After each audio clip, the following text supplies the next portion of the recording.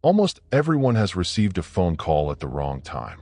An unknown number while you're driving, a missed call in the middle of the night, or a voicemail from someone you don't recognize. Most of us ignore them and move on.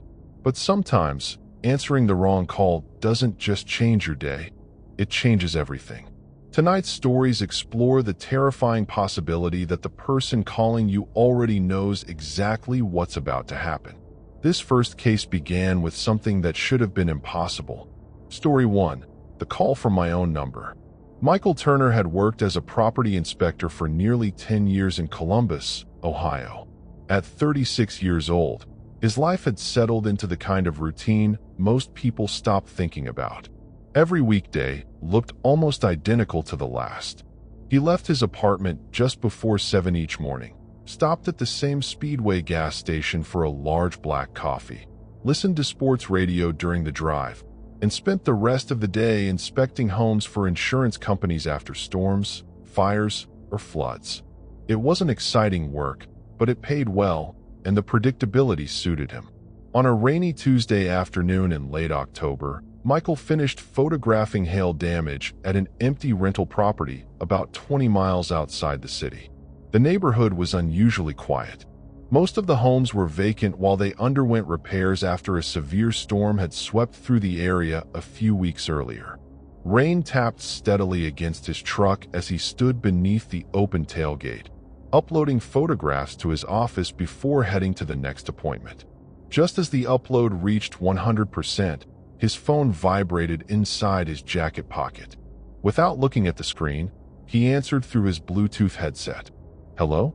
Before anyone spoke, the call disconnected. Michael frowned and pulled the phone from his pocket. Missed call. The caller ID made him stop breathing for a second. Michael Turner. His own number. He stared at the screen for several moments before shaking his head. Spam callers had become increasingly clever over the past few years. He'd heard stories about numbers being spoofed to look familiar. It was strange, but it wasn't impossible. He slipped the phone back into his pocket, climbed into the driver's seat, and started the engine. Less than 30 seconds later, the phone rang again.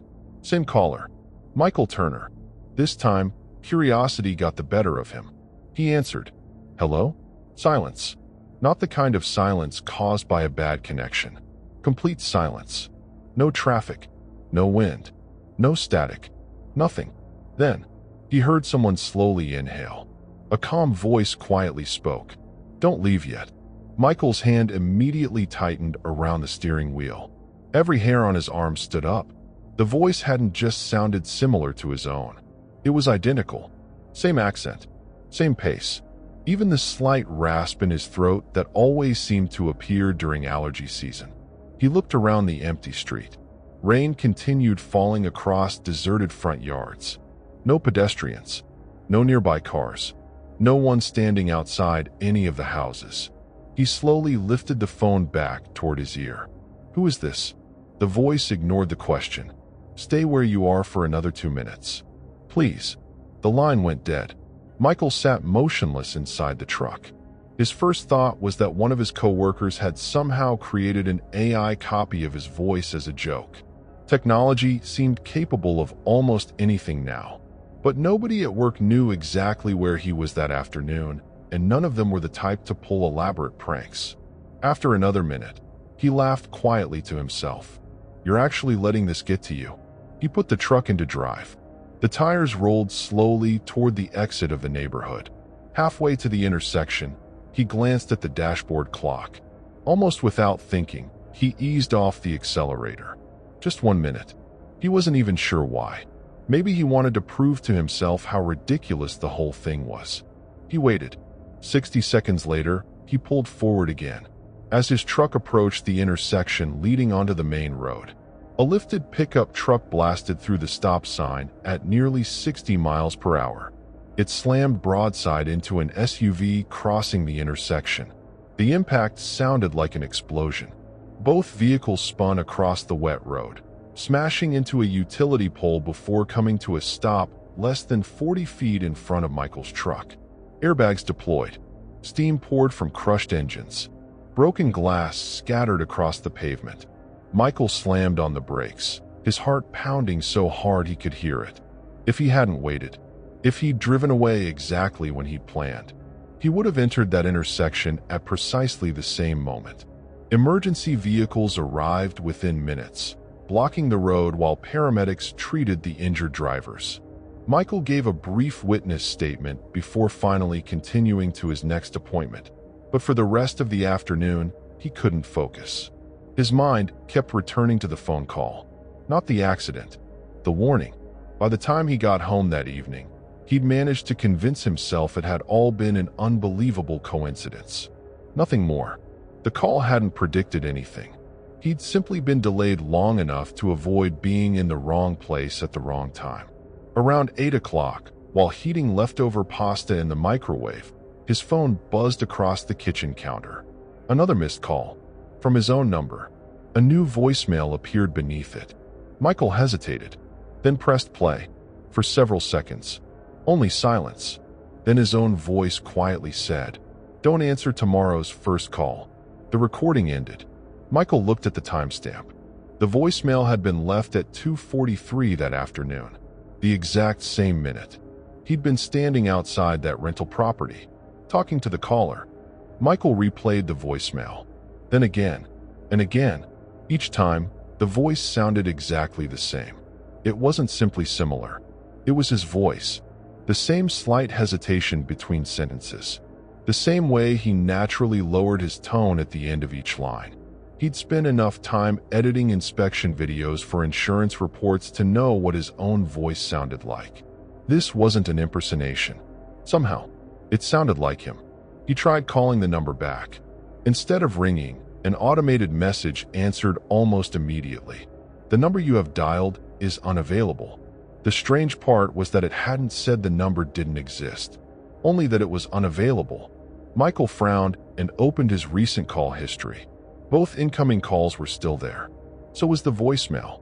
He took screenshots, half convinced they'd disappear if he looked away. The following morning, Michael woke earlier than usual. The voicemail echoed through his mind while he made breakfast. "Don't answer tomorrow's first call." It was ridiculous. Yet after yesterday's accident, ignoring the warning didn't seem quite as easy. At exactly 7 o'clock, he left his apartment and climbed into his truck. Everything felt normal. Traffic moved steadily through Columbus. The same sports station played in the background.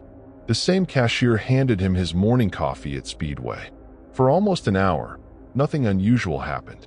Then, while driving toward his first inspection of the day, his phone lit up on the dashboard mount. Unknown number. Michael instinctively reached for it. His fingers stopped halfway. Tomorrow's first call. He slowly lowered his hand. The phone continued ringing for nearly 30 seconds before finally stopping. A few seconds later, a voicemail notification appeared.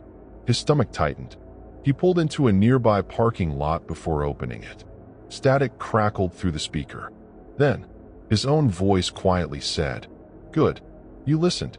Michael sat frozen. The recording continued. "You're about 3 minutes ahead now. Don't go to the front door. Use the side entrance." The voicemail ended. Michael immediately looked around. Nobody nearby seemed to be paying attention to him. He checked the timestamp. The message had been left only seconds earlier. There was no delay, no processing time. It was as though someone had recorded it live. His first inspection that morning was at a 2-story brick house damaged during the previous week's storm. Normally, he parked in the driveway and walked straight to the front door before meeting the homeowner. Today, he didn't. Instead, against every ounce of common sense, he walked around the side of the property. The homeowner looked surprised. Most inspectors come through the front. Michael forced a smile, just trying something different. Less than 10 seconds later, a massive oak tree branch crashed exactly where he'd usually stood while knocking on the front door. The branch shattered across the front steps with enough force to crush the wooden handrail beneath it. The homeowner stared in disbelief.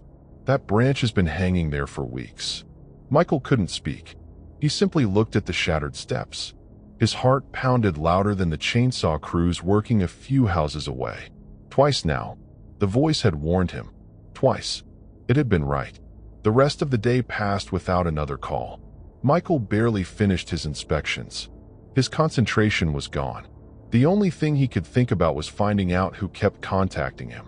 That evening, instead of going home, he drove directly to his mobile provider's local store. A technician spent nearly 40 minutes checking his phone. No malware, no forwarding software, no clone SIM card, no unusual applications. Everything appeared completely normal. Michael asked whether it was possible for someone to call him using his own number. The technician nodded. Sure, spoofing happens all the time. Michael felt a wave of relief. Finally, a logical explanation. Then he asked one final question. Can they leave voicemails while they're already talking to me? The technician looked confused. What do you mean? Michael explained yesterday's timeline. The technician checked the call records twice before quietly sliding the phone back across the desk. According to your carrier, those voicemails weren't received. They were created on your phone. Michael laughed awkwardly. That's not possible. The technician agreed. It shouldn't be. When Michael stepped back outside, the sun was beginning to set. His phone vibrated before he'd even reached his truck. Another call. His own number. This time, he answered immediately. Hello? For several seconds. Only breathing. Then his own voice whispered one sentence. Whatever you do, don't go home. The line disconnected. Michael looked up toward the western sky. In the distance, beyond the rows of houses lining his apartment complex, he could already see thick black smoke rising into the evening air. Story 2. The voicemail that hadn't happened yet. Jason Miller had always been the kind of person who kept his phone on silent. At 21 years old, he was in his third year studying engineering at the University of Kentucky in Lexington. Between lectures, assignments, and a part-time evening job stocking shelves at a grocery store, he received so many spam calls that he'd eventually stopped answering numbers he didn't recognize. If someone actually needed him, they'd leave a voicemail. That simple habit probably saved his life. It was a Thursday in early November, just after lunchtime. Jason sat through a 2-hour engineering lecture with his phone tucked away in his backpack. Like always, he ignored every vibration until class ended. As students filtered into the hallway, he finally pulled out his phone. One missed call. Unknown number. Nothing unusual. Then he noticed the voicemail notification. The message had been left only 30 seconds after the missed call. Curious, he pressed play while walking toward the student parking lot. For several seconds, nothing. Just the sound of someone breathing heavily. Then footsteps. Fast footsteps. Gravel crunching beneath running shoes. A male voice suddenly whispered, "Keep moving. Don't stop." Jason frowned. The voice sounded strangely familiar. The recording continued. The footsteps became faster. The breathing grew heavier. Somewhere in the background, a chain-link fence rattled violently. Then the man whispered again, "He's still behind me." Jason stopped walking. His stomach tightened. He knew that voice. It was his own. He replayed the message. Again, the same result. His own voice. Out of breath. Terrified. Whoever had created it had somehow copied every detail perfectly. The voicemail lasted just under 40 seconds. Near the end, Jason heard himself say something that made the hair on the back of his neck stand up. "If anyone finds this, don't park behind the old chemistry building." The recording suddenly ended with a loud metallic bang. Silence followed. Jason immediately looked around the university parking lot. Students walked between buildings. Cars pulled out of parking spaces. Everything appeared completely normal. He laughed nervously. Someone had to be playing a prank. Maybe one of his roommates. Maybe one of his classmates experimenting with AI voice software. He called the unknown number back. The call failed instantly. Number unavailable. Jason showed the voicemail to his best friend, Ethan, during lunch. Ethan listened twice before handing the phone back. "That's actually impressive. Whoever made this sounds exactly like you." Jason forced a smile. "Yeah, guess someone has too much free time." Ethan shrugged. "Delete it." Jason almost did. Instead, something about the final sentence bothered him. "Don't park behind the old chemistry building." That happened to be exactly where he'd parked that morning. After classes finished around 4 o'clock, Jason walked back toward the lot. As he approached the chemistry building, he slowed. The back section of the parking area sat almost empty. Only 6 vehicles remained. His car stood exactly where he'd left it. Nothing looked unusual. He unlocked it and tossed his backpack onto the passenger seat. Just before climbing inside, his phone buzzed. Another voicemail. No missed call this time, only the notification. Jason immediately pressed play. Static. Then his own frightened voice returned. You're already too late. Don't take the shortcut. Jason froze. The recording continued. Go the long way. Please. The voicemail ended. He stared at the phone for several moments. Take the shortcut? What shortcut? Then he remembered. Every evening before work, he usually walked through a wooded path behind campus that saved nearly 10 minutes on the journey to the grocery store. Almost every student used it. He stood beside his car, debating with himself. This was ridiculous. Somebody was clearly messing with him. But after hearing his own terrified voice twice, ignoring it suddenly felt much harder than it should have. Instead of driving straight to work, Jason decided to take the longer route around campus. As he pulled away from the parking lot, police cars suddenly sped past him with lights flashing. 3 cruisers, then an ambulance, all heading toward the wooded shortcut behind the university. Jason pulled over a block away and watched as more emergency vehicles raced toward the wooded trail. Students gathered along the sidewalks, trying to see what had happened. He checked the time. The voicemail had arrived less than 2 minutes before the police. Unable to ignore his curiosity, Jason parked near the campus library and walked toward the growing crowd. Yellow police tape had already sealed off the entrance to the shortcut. Officers were directing students away. One girl standing nearby quietly told her friend she'd heard someone had been attacked along the trail. Nobody knew exactly what had happened. Jason's stomach turned. If he'd followed his normal routine, he would have been walking through those woods at exactly that time. He stood there for several minutes before leaving for work. That night, he couldn't focus. He replayed both voicemails dozens of times. Every detail bothered him. The footsteps, the heavy breathing, the rattling fence. Most of all, the fear in his own voice. Whoever recorded those messages genuinely believed they were about to die. After finishing his shift just before midnight, Jason drove back to his apartment and searched online for everything he could find. Around 1 o'clock, local news finally published a short article. A university student had been assaulted along the wooded path behind the chemistry building. The victim survived but couldn't identify the attacker.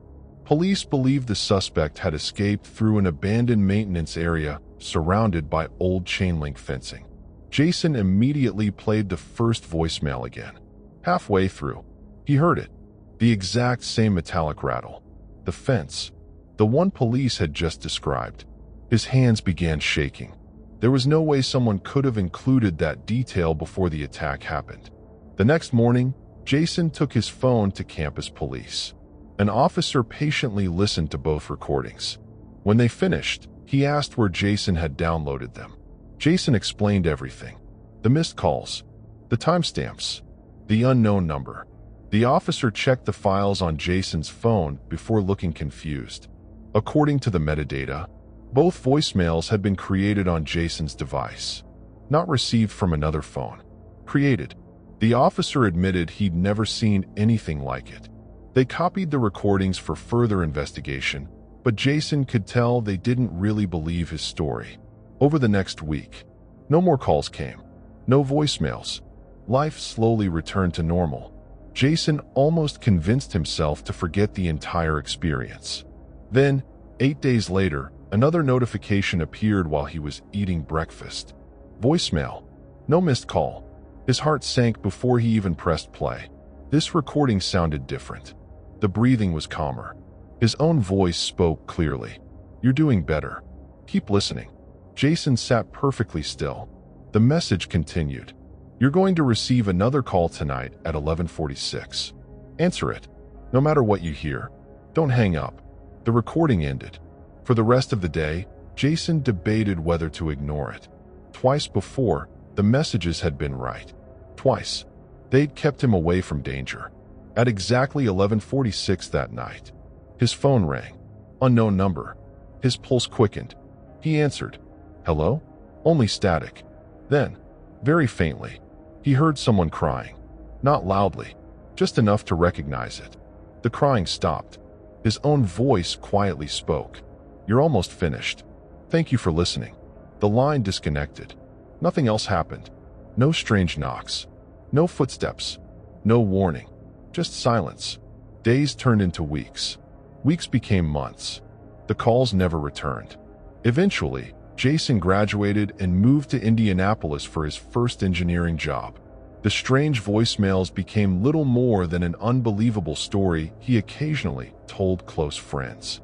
Nearly 3 years later, while cleaning out old files from his phone, he found the recordings again. Curious, he opened the information page attached to the first voicemail. He'd looked at the timestamp countless times before. This time, he noticed something else. The creation date wasn't from the week he received it, or even the same year. According to the file information, every voicemail had been created 27 months in the future. Exactly 6 days before Jason first opened them, he immediately checked his calendar. 27 months from today was next Tuesday. The date made his blood run cold. It was the same day he'd already booked a flight to attend a college reunion back in Lexington. He almost canceled. Instead, he went. Nothing unusual happened during the reunion. The flight home was delayed because of severe weather, forcing everyone to remain inside the airport for several extra hours. While waiting at the departure gate, Jason received an emergency news alert on his phone. The original flight he was supposed to have boarded on time had crashed shortly after takeoff, following a catastrophic mechanical failure. There were no survivors. Jason sat frozen, staring at the screen. If the delay hadn't happened, he would have been on that aircraft. He slowly unlocked his phone. The 3 mysterious voicemails had disappeared. Not deleted. Gone. As though they'd never existed. Only one thing remained. His call history now showed a single outgoing call placed 6 days earlier, to an unknown number. Jason never remembered making it. But deep down, he no longer doubted who had. Story 3. Someone kept calling every night at 3:12. Rebecca Collins had lived alone for almost 3 years. At 29 years old, she worked remotely as a graphic designer from her townhouse in Raleigh, North Carolina. Most of her friends joked that she rarely left the house unless she needed groceries or coffee. She didn't mind. The quiet suited her, and after spending all day talking with clients over video calls, peaceful evenings had become her favorite part of the day. Every night followed the same routine. She finished work around 6, cooked dinner, watched an episode of whatever series she was currently binging, locked the doors, went to bed before 11. Nothing about her life was unusual until the phone call started. The first one came on a Monday morning, or more accurately, 3:12 in the morning. Rebecca woke to the vibration of her phone on the bedside table. Still half asleep, she glanced at the screen. Blocked caller. She frowned. Nobody she knew ever called that late. She ignored it. After about 20 seconds, the ringing stopped. She rolled over and fell asleep again. The next night, the exact same thing happened. 3:12. Blocked caller. This time she answered. Hello? Silence. Not even static. She listened for almost 15 seconds before hanging up. Whoever had called never spoke. By the 4th night, Rebecca had become irritated. Every call arrived at exactly 3:12 a.m. Not a minute early. Not a minute late. Always from a blocked number. Always completely silent. She contacted her mobile provider. They confirmed someone was calling. But because the number was blocked, they couldn't identify who it belonged to. The representative suggested it was probably an automated spam system. Rebecca accepted the explanation. At least, she tried to. A week passed. Then another. Every single night. 3:12. The phone rang. Silence. Nothing else. Eventually, she stopped answering altogether. She'd simply let it ring until it stopped. The strange part was that whoever called never gave up. Not once. Exactly 3 weeks after the first call, Rebecca decided she'd had enough. Instead of sleeping, she stayed awake. At 3:11, she sat on the couch with every light turned on, her phone resting on the coffee table in front of her. The digital clock changed. 3:12. Immediately, the phone rang. Blocked caller. Rebecca answered before the first ring had even finished. Who is this? For several seconds. Nothing. Then, she heard something. Very faint. Almost impossible to make out. It sounded like footsteps. Slow footsteps. Wood creaking beneath someone's weight. Rebecca frowned. The sound didn't resemble a recording. It sounded live. She remained perfectly still. The footsteps continued. One after another. Moving slowly. Then they stopped. A soft scraping sound followed. Like someone gently dragging their fingers across a wall. Rebecca spoke again. If this is some kind of joke, stop calling me. The footsteps immediately started again. This time, they sounded closer. Then she realized something that made her heart begin to race. The footsteps weren't coming through the phone speaker. They were perfectly synchronized. Every sound she heard through the call matched faint noises somewhere inside her own house. She muted the call. The footsteps upstairs stopped. She unmuted it. They started again. Rebecca slowly stood from the couch. Her townhouse had 2 floors. She was alone, or at least, she believed she was. Trying to stay calm, she quietly walked toward the staircase. Every light downstairs remained on. The second floor, however, was completely dark. She listened carefully. Nothing. The call was still connected. She raised the phone back to her ear. The footsteps had returned. Slow. Measured. Walking across wooden floorboards. Exactly where her bedroom was located. Rebecca whispered, "Who's there?" The footsteps stopped. Then, for the very first time since the calls began, someone answered.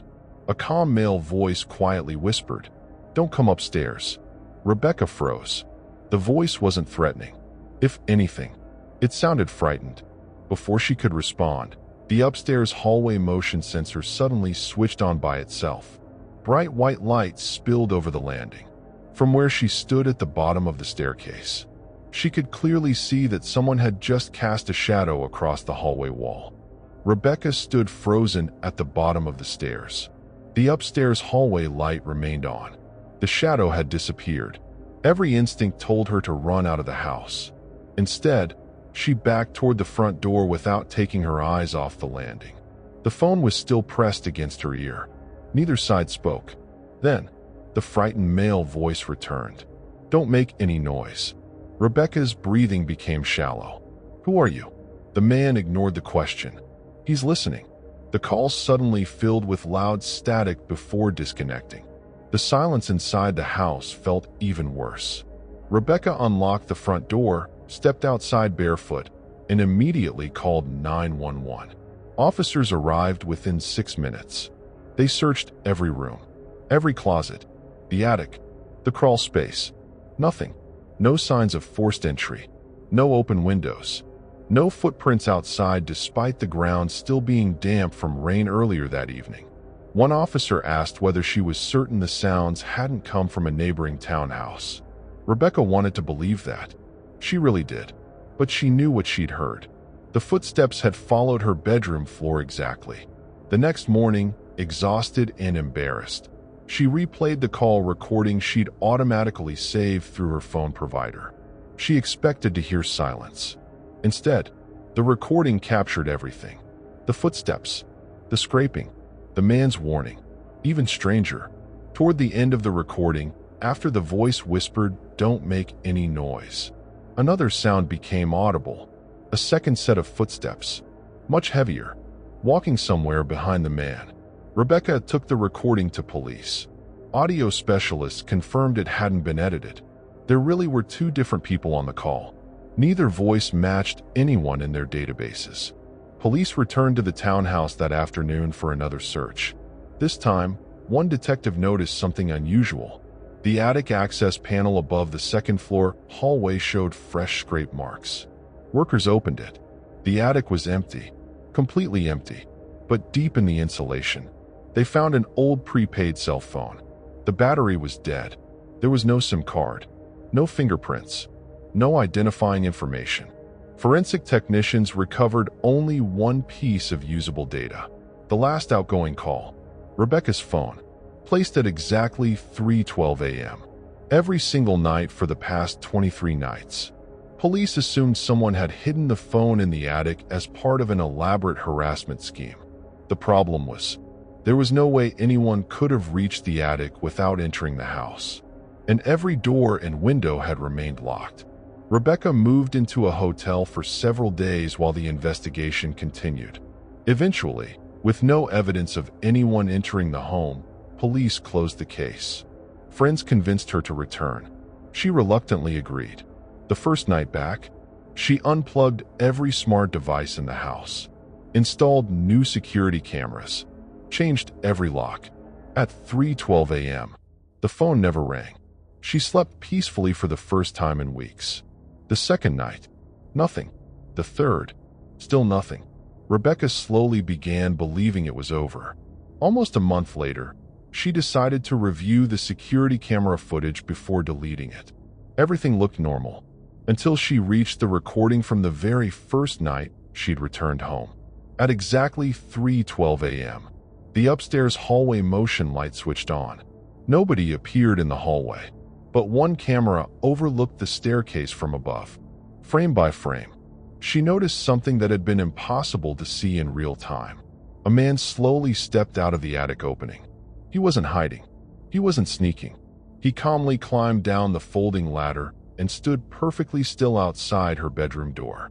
For almost 30 seconds, he never moved. Then, just as quietly, he climbed back into the attic. Rebecca's blood ran cold. She immediately checked the police photographs taken during their attic search. The opening had been photographed only hours after her original 911 call. There was no folding ladder. The attic entrance had been a sealed hatch requiring tools to remove. She handed the footage to investigators. Experts confirmed it wasn't manipulated, yet nobody could explain how the recording showed a ladder that had never existed. Police reopened the case, but found no new evidence. The attic remained empty. The mysterious prepaid phone had never been used again. Months later, Rebecca sold the townhouse and moved to Charlotte. She changed her phone number, bought a different phone, started over. The late-night calls never returned. Nearly a year after moving, she received an envelope from the detective who'd handled her case. Inside was a short letter. During renovations by the new owners, contractors discovered something hidden behind the wall beside Rebecca's bedroom. It wasn't a person or another phone. It was an old electrical junction box from the original construction of the townhouse. Inside, tucked behind the wiring, they found a cassette tape wrapped in plastic. The tape had been professionally restored. It contained just under 4 minutes of audio. The first 3 minutes were nothing but footsteps. Slow footsteps. Wood creaking. A frightened man whispering, "Don't come upstairs."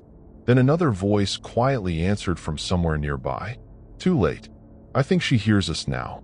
The recording ended with the unmistakable sound of a telephone beginning to ring.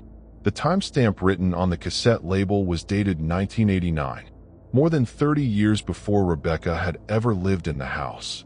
No one was ever identified in the recording, but one thing became clear. The blocked calls hadn't been coming from someone trying to lure Rebecca upstairs.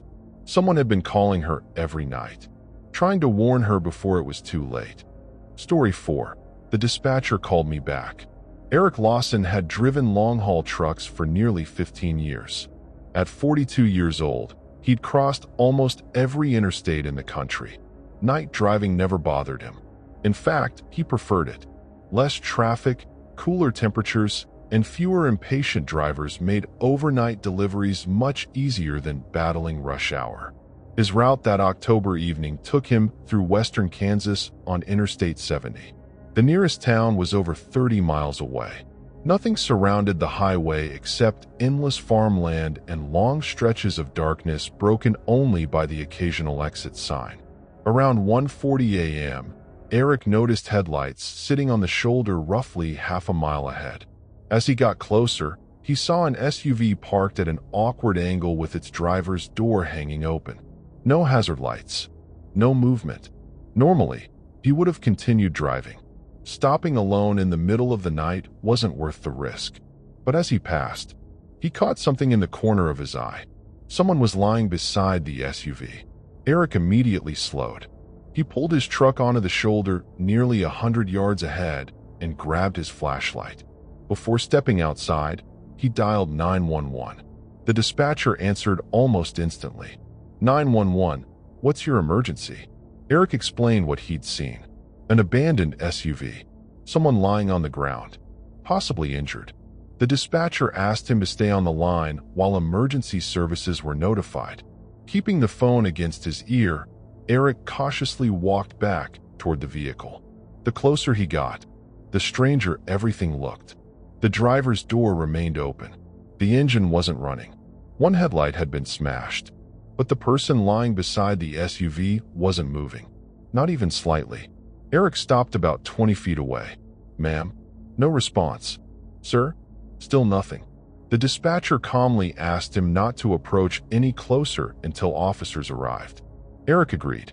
Then, the person on the ground slowly sat upright. Every muscle in Eric's body tightened. The figure turned toward him, even in the darkness. Something immediately felt wrong. The person wasn't looking at him. Their head faced his direction, but their eyes seemed fixed somewhere behind him. The dispatcher suddenly spoke much louder.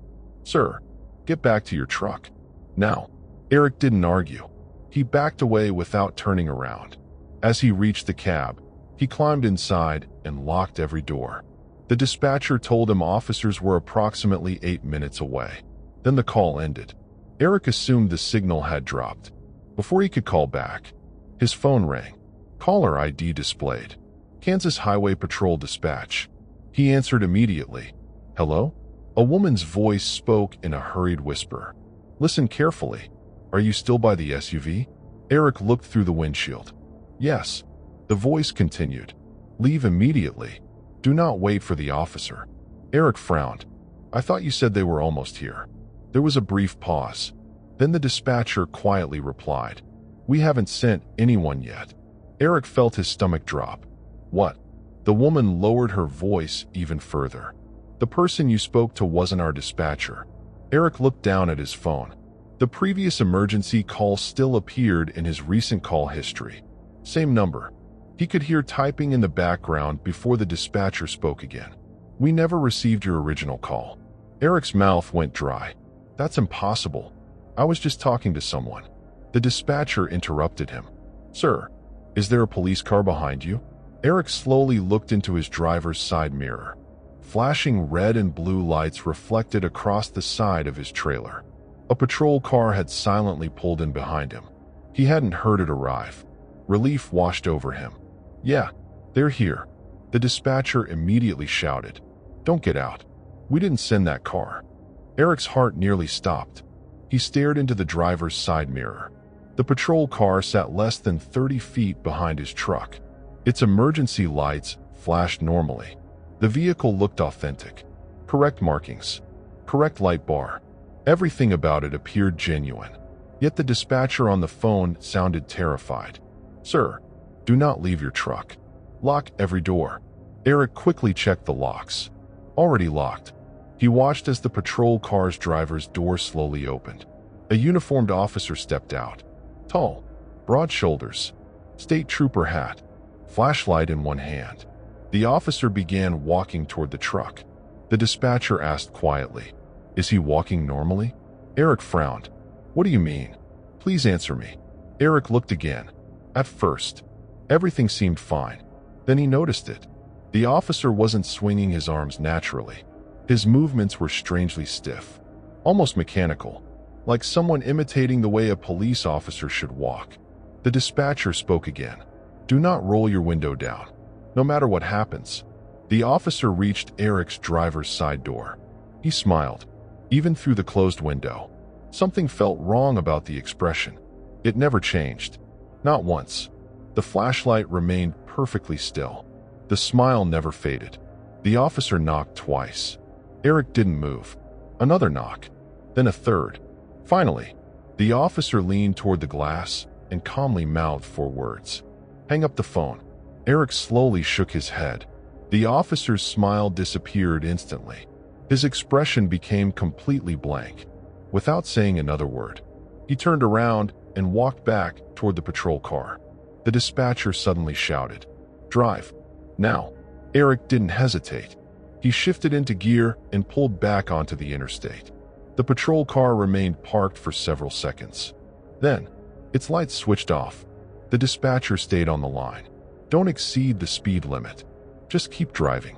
Do not stop until you reach exit 76. There'll be real officers waiting there." Eric glanced into his mirrors. The fake patrol car pulled onto the highway, following him. No emergency lights, no siren, just keeping pace several hundred feet behind. For nearly 12 miles. It never got closer, never fell farther back. It simply followed. The dispatcher remained calm, asking Eric to describe every landmark he passed. Mile markers, bridges, exit signs. Finally, the sign for exit 76 appeared. As Eric pulled onto the off-ramp, he saw 3 marked Kansas Highway Patrol vehicles waiting with their lights flashing. The mysterious patrol car behind him immediately slowed. Without taking the exit, it continued straight down the interstate before disappearing into the darkness. Real officers surrounded Eric's truck within seconds. They asked him to remain inside until they confirmed the area was secure. After several minutes, Eric climbed down and explained everything from the beginning. The abandoned SUV, the injured person, the fake dispatcher, the patrol car, the officer who'd told him to hang up. Police immediately returned to the location where Eric had first stopped. Nothing was there. No SUV. No injured person, no tire tracks, not even broken glass. It was as if the entire scene had never existed. Investigators reviewed highway cameras. Eric's truck appeared exactly where he'd described. But there was one disturbing problem. The footage showed no patrol car following him. Only Eric's truck, the entire 12-mile drive. He appeared completely alone. Police assumed the mysterious vehicle had somehow avoided every camera. Eric wasn't convinced. The real dispatcher later met him in person. She confirmed something even stranger. When Eric had dialed 911 that night, his phone had never connected to the emergency call center. Instead, the call had lasted almost 9 minutes with an unidentified number that no carrier could trace. The recording of that conversation was recovered. Investigators expected to hear the fake dispatcher. Instead, the audio contained only Eric speaking. Long pauses, questions, descriptions of the SUV. But whenever the dispatcher should have answered, there was complete silence, as if nobody had ever responded. Several months passed. Life slowly returned to normal. Eric continued driving overnight routes, although he refused to stop for stranded vehicles unless other traffic was nearby. One rainy evening, nearly a year later, he delivered freight to a warehouse outside Topeka. While paperwork was being completed, another driver recognized his name. The man introduced himself and quietly asked, "You're the guy from Interstate 70, aren't you?" Eric nodded cautiously. The driver looked uneasy. He admitted that something nearly identical had happened to him 12 years earlier. Same stretch of highway, same abandoned SUV, same late-night call to 911, and the same patrol car that was never actually there. Unlike Eric, he'd gotten out of his truck. He told Eric that the officer had asked him to walk back toward the stranded vehicle to identify the injured person. He followed. When they reached the SUV, there was nobody on the ground. The officer simply stopped walking. Without turning around, he quietly said, "You're not supposed to see me yet." The driver panicked and ran back to his truck. When he looked over his shoulder, the patrol car was gone. So was the officer. He'd spent years trying to convince himself it had been exhaustion, until he heard Eric's story. Before leaving the warehouse, the man handed Eric a folded newspaper clipping he'd carried in his wallet for years. It reported a fatal accident on that exact stretch of Interstate 70. A state trooper had been killed there after stopping to help what appeared to be an abandoned SUV. The strange part wasn't the accident itself. It was the date. The trooper had died 28 years before either driver experienced the incident. Eric read the officer's name beneath the photograph. Then he felt every hair on his arm stand up. It was the same name displayed on the badge of the smiling officer who'd knocked on his truck window. Police later confirmed the badge number had belonged to the real trooper. But there was one detail the newspaper never mentioned. When investigators recovered the patrol car after the crash, the dashboard radio microphone was still in the officer's hand. The emergency call he'd been trying to make had never connected. Story 5. The phone call I was never supposed to answer. Daniel Harris had been an overnight security guard for almost 6 years. At 36 years old, he worked alone inside a corporate office building on the outskirts of Phoenix, Arizona. The job was simple: lock the entrances at midnight, monitor security cameras, patrol each floor once every hour, and call the police if anything looked suspicious. Most nights, absolutely nothing happened. Daniel liked it that way. The building emptied by 6 in the evening, leaving only the hum of air conditioning and rows of dark office windows stretching across 5 quiet floors. His shift ran from 10 p.m. until 6 a.m. By 2 in the morning, he'd usually finished every patrol and settled into the security office on the ground floor. It was during one of those quiet nights that the phone rang. The building's internal landline. Daniel frowned. Nobody should have been calling. The display simply read, "Line 4. He answered anyway. "Security." No reply. Only the faint sound of someone breathing. Daniel assumed one of the office phones had malfunctioned. That occasionally happened after storms. He hung up. 30 seconds later, the phone rang again. "Line 4. Security."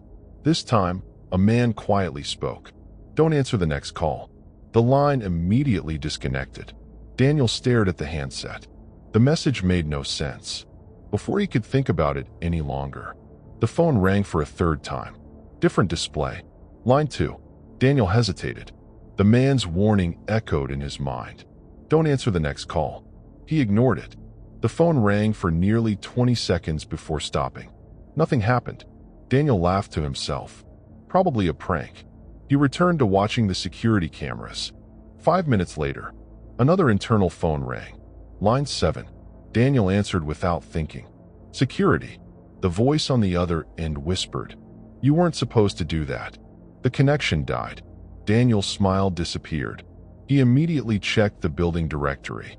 There wasn't a line 7. The office telephone system only had 6 internal extensions. He stood up and walked over to the communications cabinet mounted against the wall. Every indicator light showed normal operation. Nothing appeared damaged. His radio suddenly crackled. Static. Then a familiar voice. "Daniel?" It was his supervisor. "Where are you?" Daniel picked up the radio. "Security office." "Why?" There was a pause. His supervisor sounded confused. "I just watched you walk onto the 4th floor cameras." Daniel looked up at the security monitors. Every camera showed empty hallways. "I'm downstairs." "No." His supervisor interrupted. "I can literally see you." Daniel's stomach tightened. His supervisor continued speaking. "You're standing outside conference room 4B. You're just standing there." Daniel quickly switched to the 4th floor camera feed. The hallway appeared empty. Nothing. Not a single person. His supervisor suddenly stopped talking. "Daniel?" His voice had changed, barely above a whisper. "If that's not you downstairs, who's watching the cameras?" The radio went silent. Daniel immediately called his supervisor's mobile. Straight to voicemail. He tried again. No answer. The landline rang. "Line 4. Daniel stared at it. It continued ringing. Again and again. Finally, he answered. The same calm male voice from earlier spoke. "You answered the wrong one. Now it knows where you are." The line disconnected. At that exact moment, every monitor in the security office went black. Every monitor in the security office went black. Daniel immediately stood up. The familiar hum of the building hadn't stopped. The lights were still on. His computer was still running. Only the camera system had gone dead. Before he could react, every telephone in the office began ringing at once. Not one, not two. Every single phone. Different extensions, different tones. The noise echoed through the empty building. Daniel's heart pounded as he unplugged the nearest handset. It kept ringing. He unplugged a second one. It rang too. None of the phones should have been receiving power anymore. The ringing suddenly stopped. Complete silence filled the room. Then, his radio crackled again. Daniel. It was his supervisor's voice. Weak, distorted, almost as if he were speaking from very far away. Don't go upstairs. Daniel grabbed the radio. Where are you? No answer. Instead, the building's public address speakers clicked on. A calm male voice echoed through every hallway. Security patrol requested on floor 4. Security patrol requested on floor 4. The announcement repeated. Again and again. Daniel knew the system. Those announcements couldn't happen automatically. Someone had manually activated them. He pulled the master keyring from his belt and carefully stepped into the hallway. The entire lobby was empty. Every office door remained locked. The elevators sat motionless. Then, one of them chimed. The doors slowly opened. Nobody stood inside. The display above the elevator read, even though the elevator had just arrived on the ground floor. Daniel ignored it and headed for the stairwell instead. As he reached the first landing, his mobile phone vibrated. Unknown number.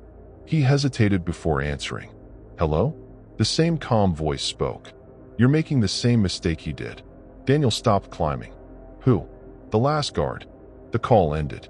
Daniel had worked in the building for years. As far as he knew, there had never been another overnight guard before him. Back in the security office, he quickly opened the company's employee records. After several minutes of searching, he found an archived file. 3 years earlier, another security guard named Thomas Bennett had worked the exact same shift. His employment ended without explanation after only 4 months. No resignation letter. No termination paperwork. Just inactive. Daniel called the property manager despite it being nearly 3 in the morning.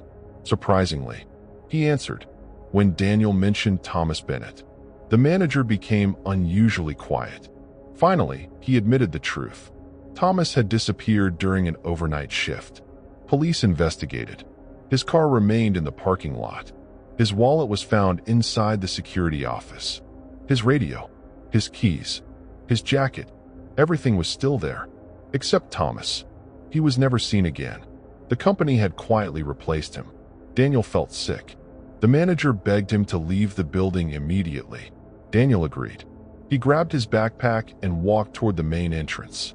Just before unlocking the front doors, the landline inside the security office rang once more. One single ring. He froze. Against his better judgment, he walked back. Line 4. He answered. The breathing returned. Then, someone spoke. Not the calm man. A different voice. Terrified. Daniel, please don't leave yet. It was his own voice. Every hair on his neck stood up. His voice continued. If you walk outside in the next 30 seconds, you'll die.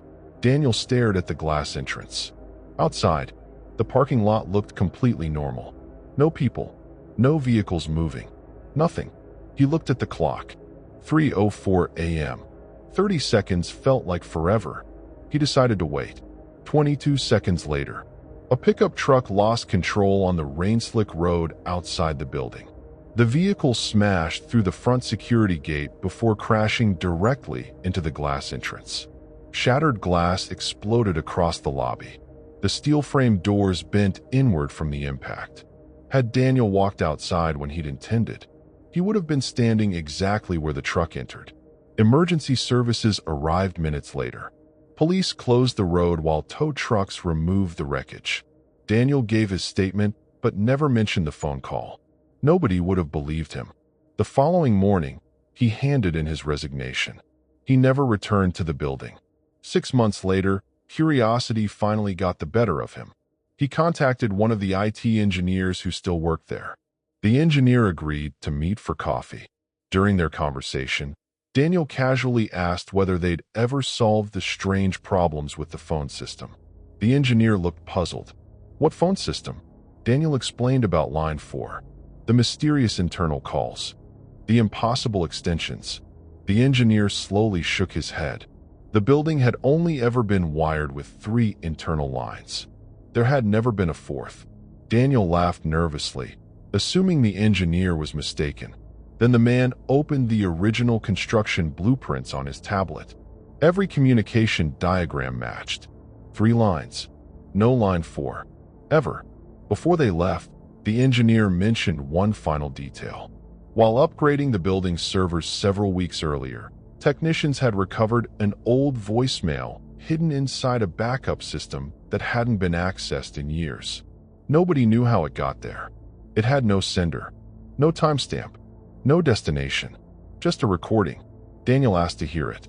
The engineer reluctantly pressed play. Static filled the speaker. Then, a frightened man whispered, "If you're hearing this, don't answer line 4. The recording lasted only 8 seconds. Daniel instantly recognized the voice. It wasn't his. It wasn't the comm man either. It belonged to Thomas Bennett, the security guard who had vanished without a trace. Daniel never went back to the building again. Years later, it was demolished to make room for a new office complex. During demolition, workers removed kilometers of old telephone cable from inside the walls. Everything matched the original blueprints. 3 telephone lines. Exactly as the engineer had said. The contractors couldn't explain one thing, though. Running separately from the others. Hidden behind concrete that had been poured during the building's original construction, they discovered a 4th telephone cable. It wasn't connected to anything. It simply disappeared into solid concrete beneath the building's foundation.